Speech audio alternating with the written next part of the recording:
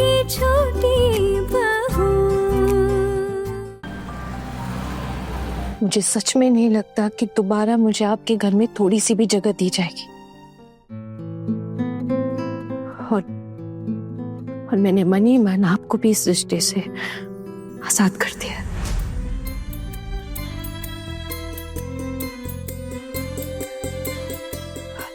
खैर, आप ये सब बातें छोड़िए, अब आप जाइए, आपको देर हो रही होगी। माँ भी टेंशन ले रही होंगी कब से। रात भर तो आप यहीं रुक गए थे, गए नहीं थे। अब आप घर जाएंगे तो पता चलेगा क्या होगा। आपको मुझसे और कुछ नहीं कहना? इतना सब तो कह दिया मैंने।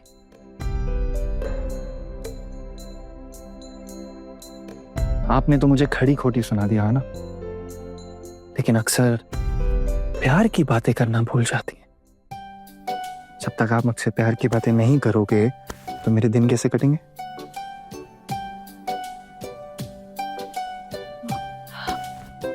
जी नहीं, ऐसी बातें नहीं करनी है मुझे। क्यों नहीं करनी है ऐसी बातें? देखिए, आपको कुछ और कहना बाकी है क्या?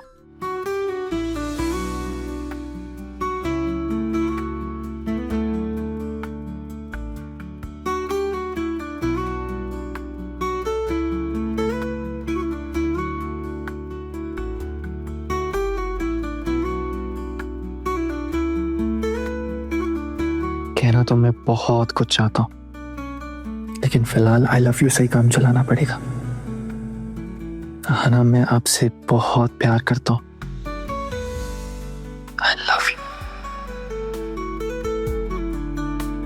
जब मैंने आपको पहली बार देखा था ना, तभी से आपका दीवाना हो गया था मैं। और जब आपको पहली बार देखा था ना, तो मैं समझ गया था कि भगवान ने हमारे बीच एक कनेक्शन बनाया है जिससे हम फ्यूचर में साथ होंगे।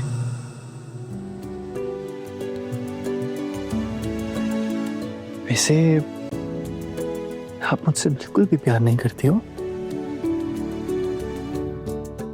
सब कुछ बोलकर बताना पड़ेगा क्या?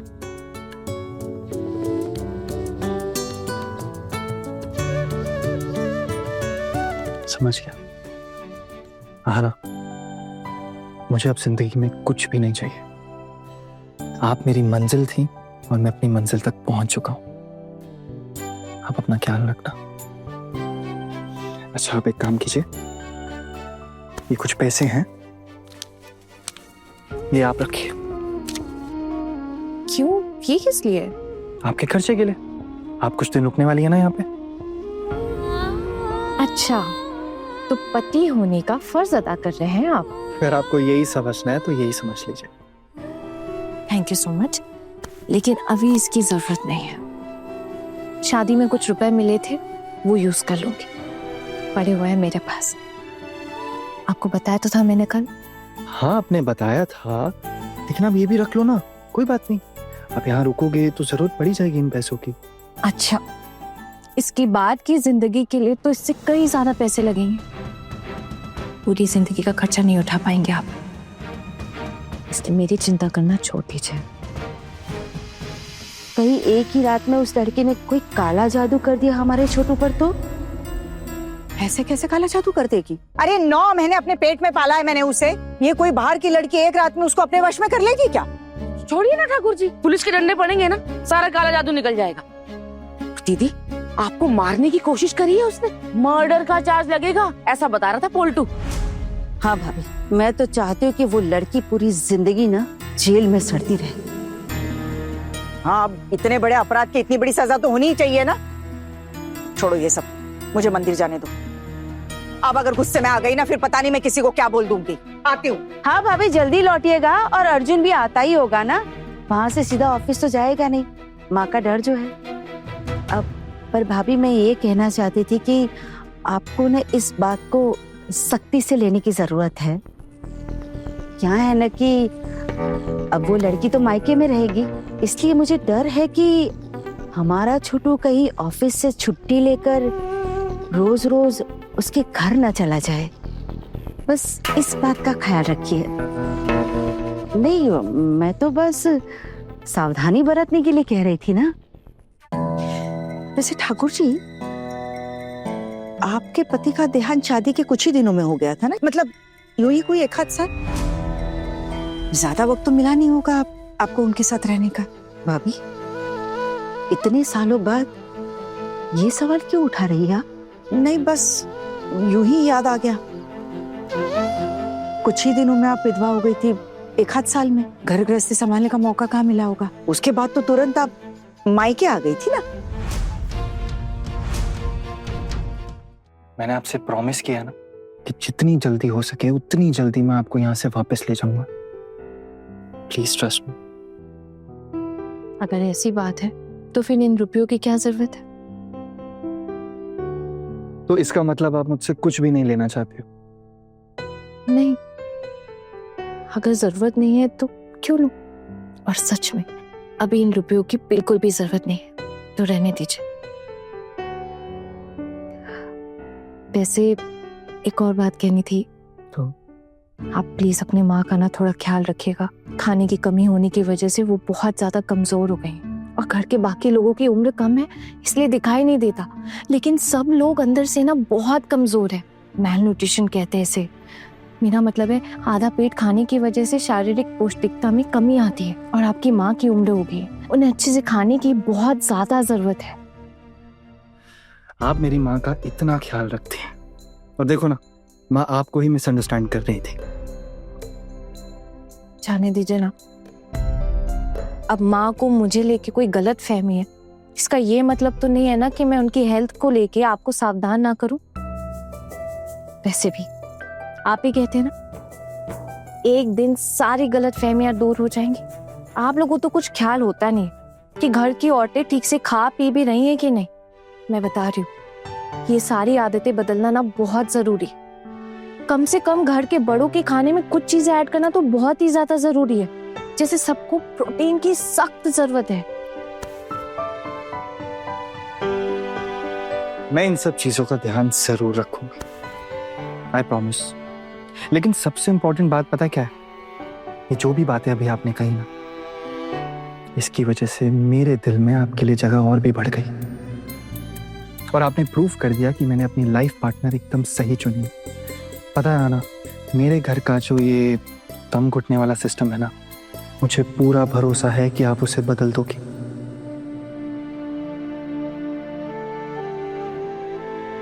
आना, सब लोग आपकी बात मानेंगे, आप सबकी मुस्कान बन जाओगे, मुझे पूरा भरोसा है आप पे।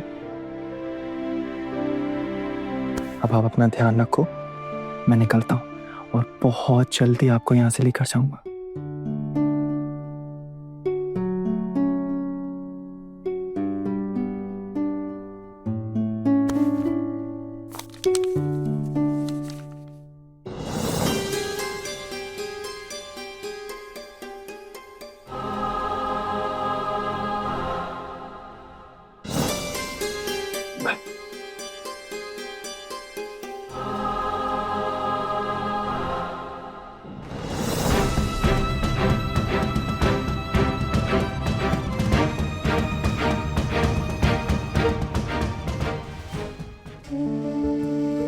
मेरे दिल का दुख तो सिर्फ मैं ही जानती हूँ। सब कुछ तो लगभग आपके सामने ही हुआ था। उनके गुजरने से पहले ही मैं पेट से हो गई थी। जब मेरा बेटा पैदा हुआ था तब तक तो वो गुजर चुके थे। मेरे बेटे को तो अपने बाबा का चेहरा देखना भी नसीब नहीं हुआ। फिर बड़े भैया मुझे यहाँ वापस लेकर आ गए। मेरे बेटे की अच्छे से परवरिश की आप सबने, मेरा भी बहुत अच्छे से ख्याल रखा। मैं अच्छे से समझती हूँ कि आपने अचानक ये बात क्यों उठाई। घुमा फिरा के बात करने की आदत है आपको। बड़ी भाभी, मैं भी समझ गई कि आप क्या कहना चाहती है, कि मैं किसी का भला नहीं देख पाती हूँ। ठीक ही तो है, वो जो छीन लिया गया मुझसे, वो मैं दूसरे को क्यों मिलने दूँ? और वो लड़की तो इस घर पर अपना हक जताने लगी थी, उसे कैसे इतनी आसानी से छोड़ देती मैं? नहीं तो 2 दिन बाद मुझे ही घर से बाहर निकाल देती। इसीलिए सबसे पहले मैंने उसी का काम तमाम कर दिया। ठाकुर जी, ठाकुर जी, क्या बात है, कहाँ खो गई? नहीं भाभी, बस आपकी बातों से उनकी याद आ गई। इतने साल हो गए हैं ना, फिर भी उनका चेहरा साफ साफ नजर आता है मुझे। छोड़िए ना ये सारी बातें, आप मंदिर जाइए। आती हूँ। हाँ ठाकुर जी, छोटी ख्याल रखना। हाँ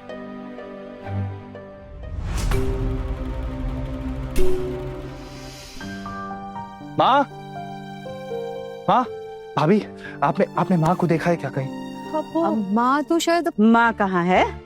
हाँ, माँ के साथ इतना बड़ा धोखा किया, इसका अंदाजा भी है तुझे? कैसा धोखा पिशीमोनी? आप क्या बातें कर रहे हैं? कल मैंने टुकुन दादा को फोन करके इन्फॉर्म कर दिया था कि मैं नहीं आ पाऊंगा। पिशीमोनी, कमर तक पानी भरा हुआ था, बारिश रुकी ही नहीं बिल्कुल भी, ना बस थी ना ट्राम था, तो कैसे आता मैं?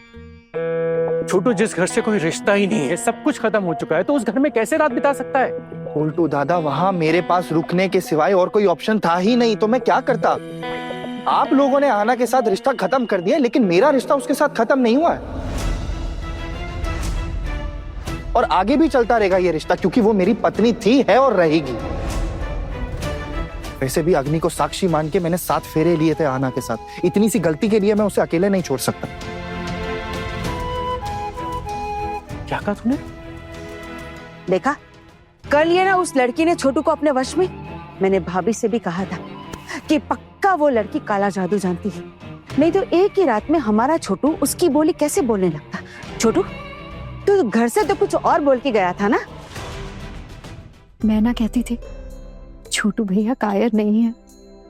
बहुत अच्छा लगा ये सुन के कि इतना सब होने के बाद भी वो आना का साथ दे रहे हैं।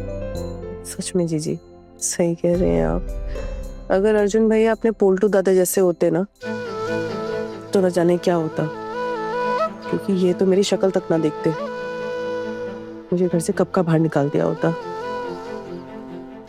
लेकिन जानती है, अर्जुन भैया ऐसे नहीं है, वो तो कुछ और ही चीज है। हाँ बिल्कुल दीदी, और इन कई दिनों में आना हमारी कितनी प्यारी हो गई है ना।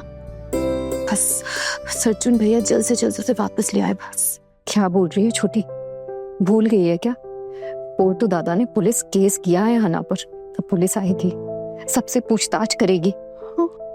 पता नहीं ये किस्सा अब कब खत्म होगा। छोटू, दीदी अभी मंदिर गई, लेकिन क्या तू अपनी माँ के सामने ऐसा बोल पाएगा जो हमारे सामने बोल रहा है? अब जो सच है वो तो मुझे बोलना ही पड़ेगा ना चाची जी। आना के साथ 7 जन्मों तक साथ रहने की कस्में खाई हैं मैंने। ये कितनी सी गलती के लिए उसको मैं इतनी बड़ी सजा नहीं दे सकता, सॉरी। तो फिर चाहे वो लड़की तेरी माँ को मार डाले, हाँ, तो फिर भी उसे सपोर्ट करेगा? देख भाई, मर्डर और attempt to murder serious charge होते हैं या नहीं? अरे पुलिस वालों ने तो बोल भी दिया है कि अटेम्प्ट टू मर्डर का चार्ज लगाएंगे उस लड़की पर।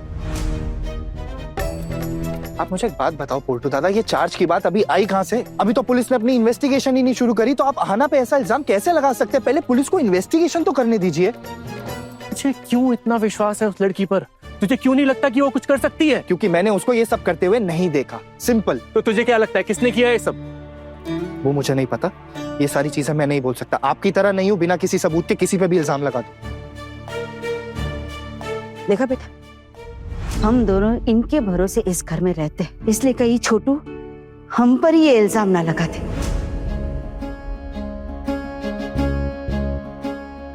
आप कैसी बातें कर रही हैं पिशीमोनी? हमने आप लोगों को कभी पराया नहीं माना है, हम सब एक परिवार है। मैं यही मानता है और आगे भी यही मानूंगा। आप ऐसी बातें क्यों सोच रही हैं? चलिए ये बातें आप छोड़ दीजिए, पुलिस को आने दीजिए, उनको अपनी इन्वेस्टिगेशन करने दीजिए।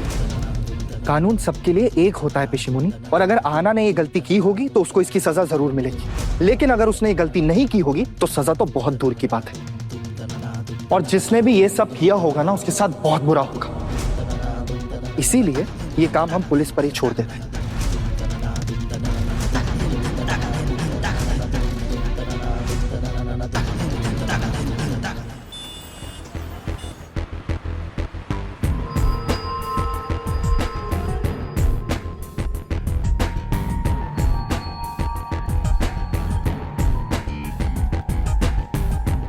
बड़े बाबू से मिलना है। अरे माँ जी, इतनी सुबह सुबह यहाँ क्या करने आई हैं आप? पुलिस स्टेशन 24 घंटे खुला रहता है तो है? बैंक है क्या? जब बोलो बड़े बाबू से मिलना है। आप बैठिए, मैं पूछ के आता हूँ।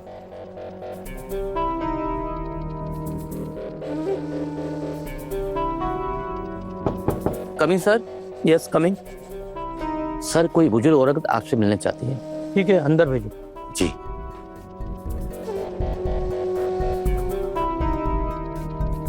सर ने आपको अंदर बुलाया है, आइए।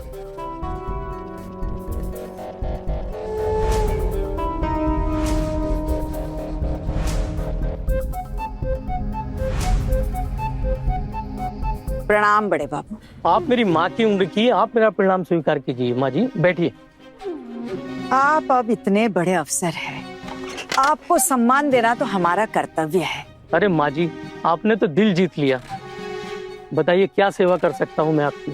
वैसे तो आप बहुत कुछ कर सकते हैं बड़े बाबू। मैं सेन बाड़ी की बड़ी बहू हूँ, दुर्गा सेन। जी नमस्ते। कल मेरे घर का एक लड़का आपसे मिलने आया होगा, आकाश सेन, मेरी ननद का बेटा है। हाँ, मिस्टर आकाश सेन कल आए थे यहाँ। आपको यही बता कर गया होगा कि मेरी छोटी बहू मुझे मारना चाहती है। हाँ, हमने आज से ही पूछताछ शुरू कर दी है। हम आपके घर भी जाएंगे। और माँ जी आप बिल्कुल टेंशन मत लीजिए, आपको न्याय दिलाना मेरी जिम्मेदारी है। न्याय तो मिलना ही चाहिए, लेकिन न्याय देने के लिए किसी के साथ अन्याय ना हो, बस इस बात का ख्याल रखना। मैं आपकी बातों का मतलब नहीं समझा। मैं समझाती हूँ। आपसे मिलने के लिए मैं यहाँ पर अपने घर वालों से छुपते छुपाते आई हूँ। अब क्या है, घर परिवार संभालने के लिए सबका ख्याल रखना पड़ता है। अब ये बात मैं सबके सामने आपसे कह नहीं पाती।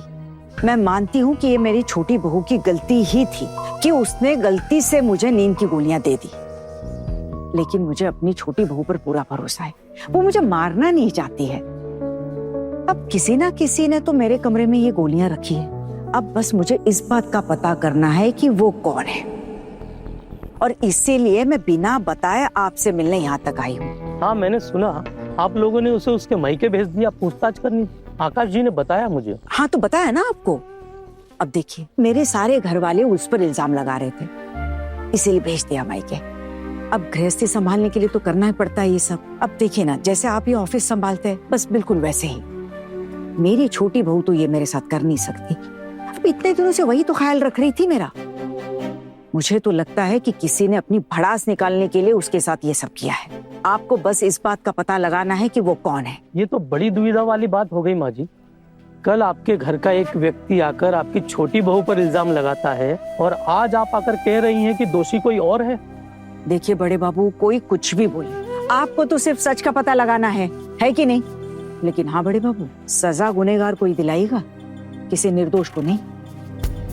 अच्छा, अब चलती हूँ, अगर किसी ने देख लिया तो दिक्कत हो जाएगी। और हाँ, आप भी किसी को मत बताना कि मैं यहाँ तक आई थी। अरे नहीं नहीं, मैं किससे कहूँगा।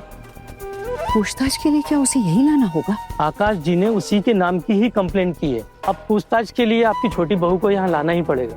देर किस बात की है? ले आइए उसे उठाकर। पूछताछ के लिए ना। हाँ, एक वजह और भी है। वजह जान सकता हूँ? अब आपसे क्या ही छुपाऊं।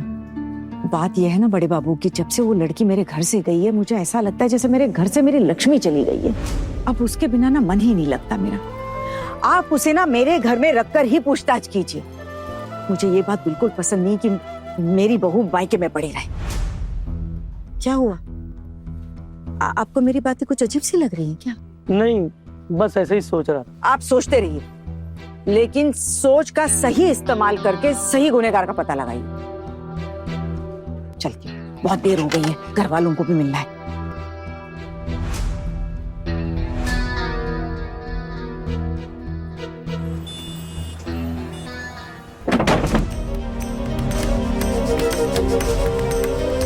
पुलिस? बेटा, यहाँ कोई आना सेन नाम की रहती है? जी हाँ, मैं बुलाती हूँ। दादी दादी, दादू दादू। अरे क्या हुआ? क्यों चिल्ला रही हो इतना? पुलिस आई है, पुलिस। हाँ, पुलिस? बेटा, पुलिस आई है मतलब?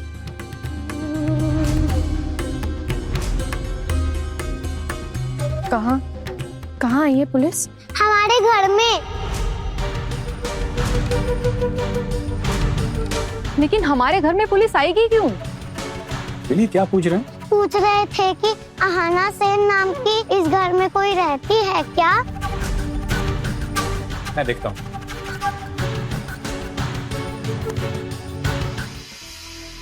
सर आप लोग? मुझे आहाना सेन से मिलना है। अच्छा आइए।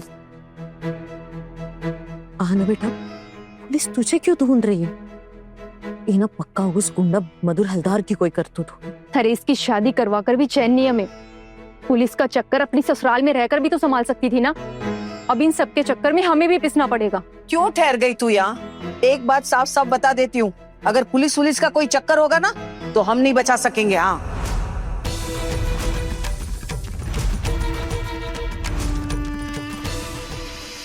आहाना सेन कौन है? इंस्पेक्टर साहब, ये आना है, मैं हूं मधुसूदन रॉय, इसका जेठू। आप यहाँ क्यों आए बता पाएंगे? आपको हमारे साथ चलना होगा। कहाँ कहाँ चलना पड़ेगा? आपके खिलाफ पुलिस स्टेशन में रिपोर्ट दर्ज हुई है। मेरी बेटी के खिलाफ रिपोर्ट? कैसी रिपोर्ट है इंस्पेक्टर साहब? अटेम्प्ट टू मर्डर की। क्या?